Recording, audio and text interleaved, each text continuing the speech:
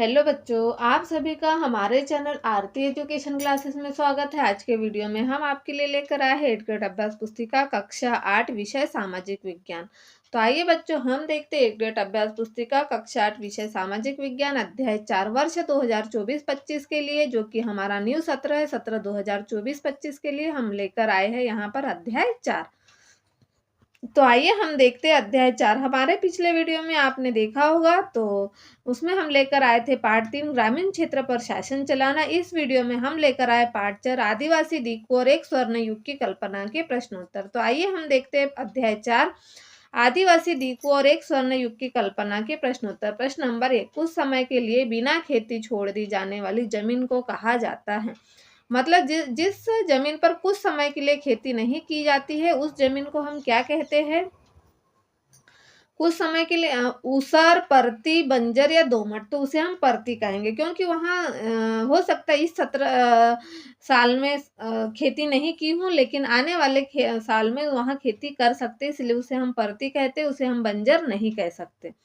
फिर है प्रश्न नंबर 2। प्रश्न नंबर 2 हमारा क्या कह रहा है? समीकित जोड़ी सुमेलित कीजिए। प्रश्न नंबर 2 में हमें जोड़ी मिलाना है। तो 2 में देखिए क्या कहा गया है?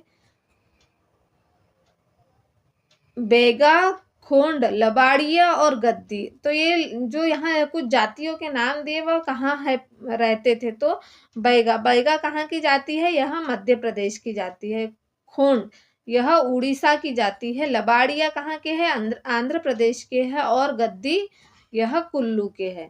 तो इस तरह से इसका सही उत्तर हो जाएगा बी नंबर का ऑप्शन, मतलब पहले का तीसरा, बी का फर्स्ट और सी का चौथे नंबर का और डी का दूसरे नंबर का। तो यह इसका सही उत्तर है।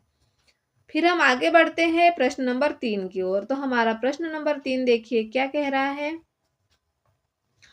सॉन्ग्स ऑफ द मैकल पुस्तक के लेखक है कौन है? Verrier Elwin Shamrao Hiwale, Adams Smith and Jones Ashley. तो इसका सही उत्तर है वेरियर एल्विन शामराव हिवाले, जो सॉन्ग ऑफ द मैकल पुस्तक के लेखक है।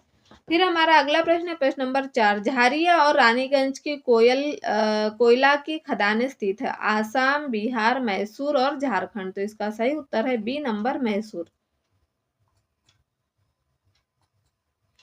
फिर अगला है प्रश्न नंबर 5। संथाल विद्रोह रिक्त सन में हुआ था।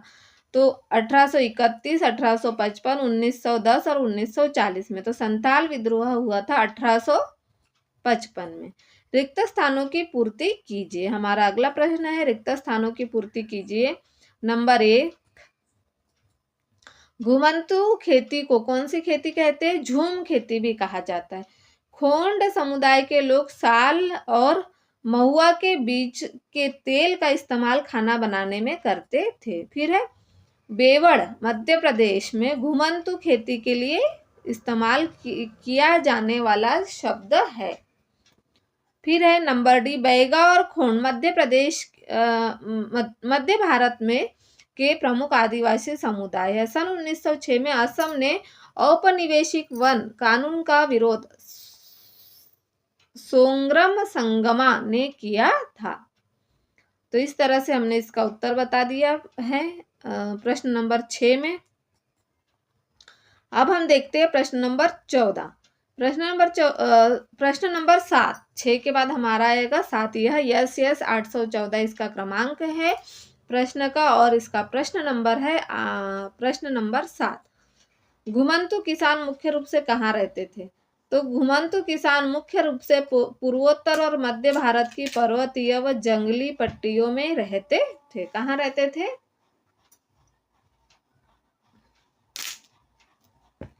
घुमंतु किसान मुख्य रूप से पूर्वोत्तर और मध्य भारत की पर्वतीय जंगली पट्टियों में रहते थे। प्रश्न नंबर 8 है आदिवासी समूह अपना जीवन यापन किस प्रकार करते थे?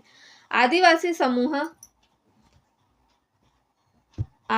समूह अपना जीवन यापन झूम खेती, शिकार, वन उत्पादन को इकट्ठा करके और कुछ जानवरों जैसे गाय, भैंस, बकरियां पालकर करते थे। फिर अगला है प्रश्न नंबर 9। वर्ली विद्रोह कब और कहाँ हुआ था? वर्ली विद्रोह सन 1940 में महाराष्ट्र में हुआ था। वर्ली विद्रोह कहाँ हुआ था? सन 1940 में महाराष्ट्र में हुआ था। प्रश्न नंबर 10 है, झूम खेती की विशेषताएं लिखिए। झूम खेती की विशेषताएं निम्न है। झूम खेती जंगलों के छोटे भूखंडों पर की जाती थी।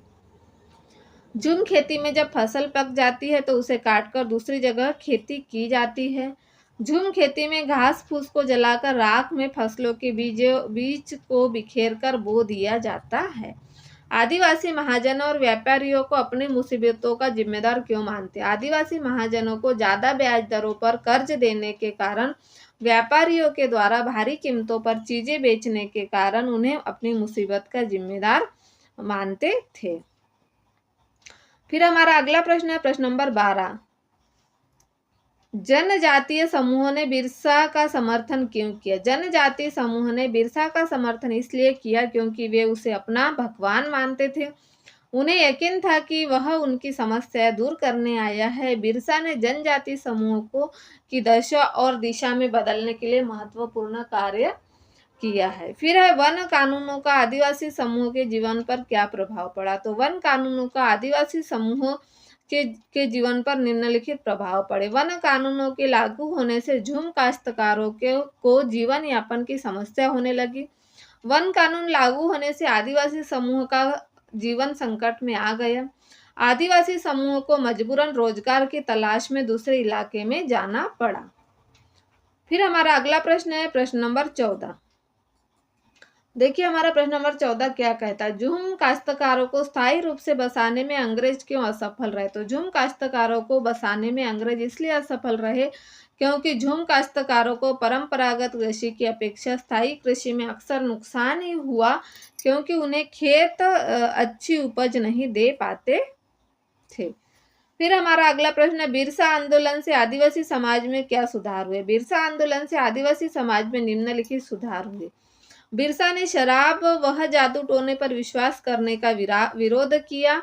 गांव की व अपने आसपास की सफाई पर बल दिया। बिरसा ने अन्याय का विरोध कर आदिवासियों को निर्भर बनाने में सक्षम बनाया। फिर हमारा अगला प्रश्न है प्रश्न नंबर 16, बिरसा आंदोलन के महत्वपूर्ण परिणाम क्या हुए? बिरसा आंदोलन जो था उसके महत्वपूर्ण परिणाम क्या हुए? तो बिरसा आंदोलन के महत्वपूर्ण परिणाम निम्नलिखित है। बिरसा आंदोलन ने औपनिवेशिक सरकार को ऐसे कानून लागू करने के लिए मजबूर किया जिनके जरिए दिकू लोग आदिवासियों की जमीन पर आसानी से कब्जा न कर सके। बिरसा आंदोलन ने यह बताया कि आदिवासी अन्याय का विरोध करने में सक्षम है। इस आंदोलन से प्रशासनिक सुविधाओं को और भी बेहतर बनाया गया।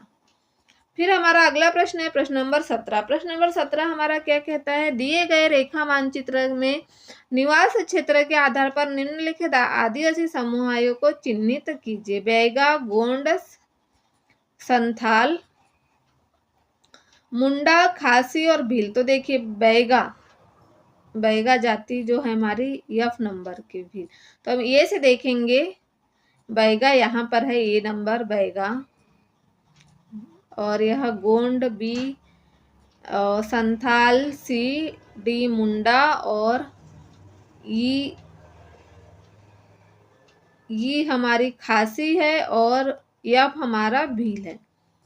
तो इस तरह से यहाँ पर हमने प्रश्न नंबर 17 को पूर्ण किया है। इसे आप पूर्ण कर लीजिए और इस तरह से हमारे चैनल में बने रहिए। आपको यदि हमारा वीडियो अच्छा लगता है तो हमारे चैनल को सब्सक्राइब जरूर कर लीजिए और बेल आइकन को प्रेस करना ना भूलिए, ताकि आपको हमारे आने वाले वीडियो के नोटिफिकेशन मिलते रहेंगे। और आने वाले वीडियो में हम आपके लिए लेकर आएंगे अध्याय 5, जब जनता बगावत करती है 1857, और उसके बाद जो हमारा पाठ है पार्ट 5 इसे लेकर आएंगे। तो आप हमारे चैनल को सब्सक्राइब कर लीजिए ताकि आपको हमारे आने वाले वीडियो के नोटिफिकेशन मिलते रहेंगे।